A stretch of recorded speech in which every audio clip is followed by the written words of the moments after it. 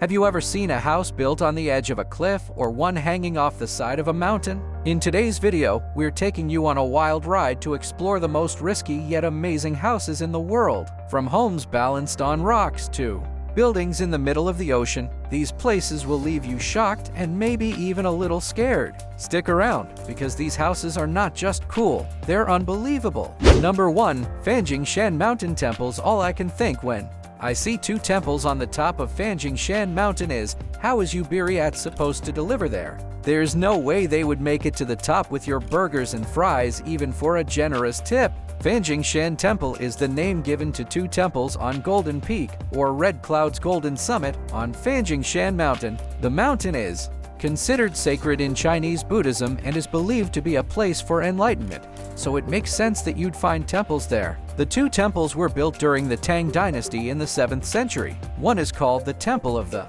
Buddha, and the other is the Meteora Temple. They supposedly represent the future and are built on a vertical pinnacle with two peaks. They're connected by a stone bridge crossing the Gold Sword Gorge, which is basically a giant crevice. Rumor has it that people actually lived in these temples, making them some of the riskiest houses in the world. Just look at how high they are. The summit rises more than 330 feet above the surrounding mountaintops. Stairs lead up to the temples, and you'll be climbing through New Golden Summit's gorge to get there. As challenging as the journey is, it's worth it for the breathtaking views. Number 2. The Hanging Temple.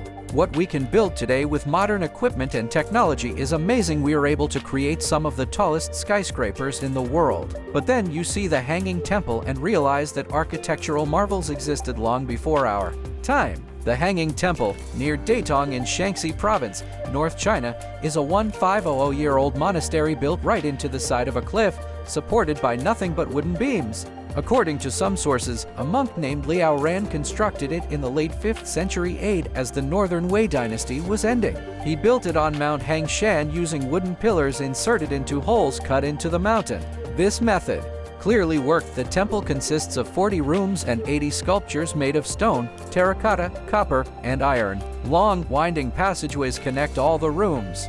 Interestingly, it's believed that 3 religions, Buddhism, Confucianism, and Taoism, are practiced there, showing religious harmony even centuries ago. Despite its age and risky location, the Hanging Temple is still in remarkable condition. It underwent restoration in 1900 to preserve its beauty and history. Number 3. Meteora Monasteries. The Meteora rock formations in Thessaly, Greece, are already a natural wonder, but what's more impressive is that they're home to some of the most incredible monasteries in the world. There used to be 24 monasteries built on top of natural stone pillars and boulders during the 13th and 14th centuries. Now, only 6 remain. No one knows the exact date they were built, but records show the Great Meteora Monastery was constructed between 1356 and 1372. It was the perfect place for monks to stay safe during political unrest. Entry to the monastery was controlled entirely by the monks. The only way to get in was by a long ladder, which they would pull up if they felt threatened. As the Turkish occupation expanded in the late 14th century, hermits sought refuge on these inaccessible rocks and built 20 monasteries in total. In 1517, the monastery of Varlam was also constructed, standing 373 meters above the valley floor. These monasteries were hard to access by design.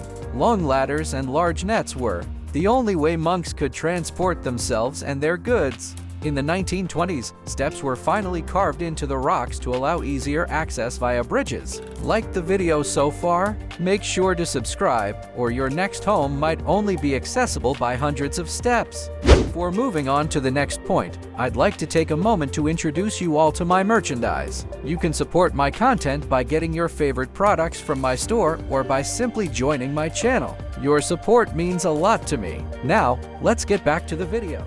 Number 4. Castle on a Cliff, Liechtenstein. Castle in Baden-Württemberg, Germany. Looks like it came straight out of a fairy tale.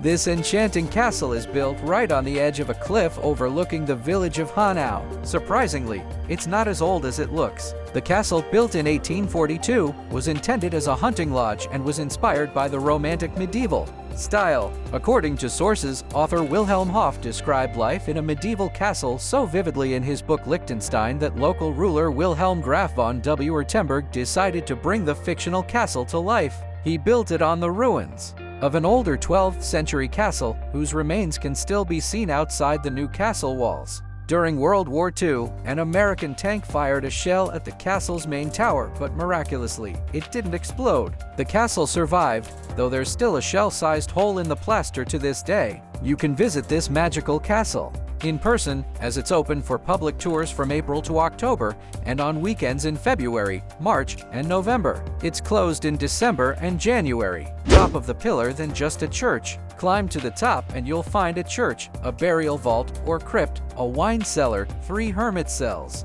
and a stone curtain wall. The church itself is small, only about 4.5 by 3.5 meters, and has been restored from its former medieval ruins. South of the church and just below it is the burial vault, measuring 2 by 1 meters. Amazingly, researchers even found a wine cellar with 8 ancient clay vessels still inside. Living on top of Katskhi Pillar might be the most extreme example of isolation and devotion, definitely making it one of the riskiest yet most fascinating houses in the world. 6. Wozoko Apartments. Netherlands. Pupian growth has presented serious challenges in some countries, particularly when land is in short supply. Developers are forced to get creative to fit as many people as comfortably as possible, and the Wozoko Apartments in the Netherlands are a brilliant example of this creativity in action. Originally, the goal was to create 100 units on a single slab, but developers quickly ran into a roadblock. They could only fit 87 units without blocking sunlight from the surrounding buildings.